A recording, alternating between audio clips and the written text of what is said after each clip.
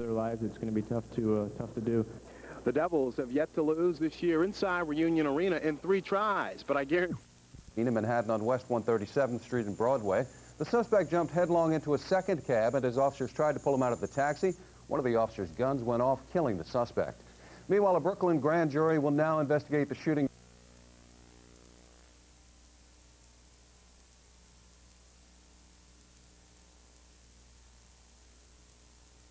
Rick Blasio says he'll continue to keep his Senate campaign on hold after meeting with Governor Pataki today. Blasio says the governor asked him to wait for Mayor Giuliani to decide whether he'll run for the Senate. Blasio and State Republican Chairman William Powers had called on Giuliani to make a decision before August 31st. But the mayor says he's busy serving jury duty and that Republicans benefit from having Hillary Clinton face the public and the news media on her own. And meanwhile, it was a warm reception for the First Lady, who's been accompanied by the President and daughter Chelsea for a visit upstate. It's a vacation of sorts, with lots of politicking mixed in. With summer coming to a close, the First family has mostly been sightseeing, taking in the birthplace of the women's suffrage movement in Seneca Falls, as well as the homes of William Seward, Secretary of State for President Lincoln, and Underground Railroad leader Harriet Tubman. Today in Hicksville, one man's quest to vanquish a silent killer bore fruit for the many thousands of people. Cafeteria cashier into the hands of Rick Shalvoy, the man who once again circumnavigated Long Island to make a difference. We're just so impressed with pouring in to row for a cure.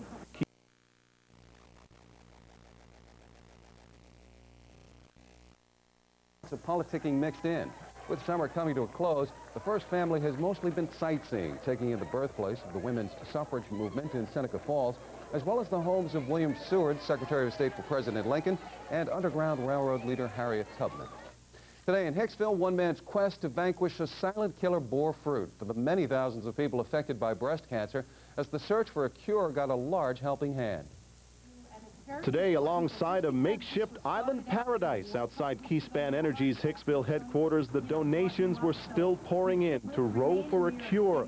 Keyspan employee and breast cancer survivor Diana Parisi passed a few dollars given to her by a cafeteria cashier into the hands of Rick Shalvoy, the man who once again circumnavigated Long Island to make a difference. We're just so impressed with Rick and his determination that he just drew us into this. We felt we had to be part of it. We wanted to support him for what he was doing. Keyspan Energy is the title sponsor for Shalvoy's annual row, which so far this year has raised around $53,000 for the Carol Baldwin Breast Cancer Research Foundation. He's just an exceptionally wonderful person to go out and do a row like this that takes so much effort physically. I'm lucky. No matter how bad it gets, I'm fine after a few days. We have to get it to the point where a breast cancer patient, after receiving a diagnosis, feels the same way. Now, monetarily, Rick's goal was to raise $100,000, but his ultimate target is a cure for breast cancer, and he says he's not about to stop rowing until one is found.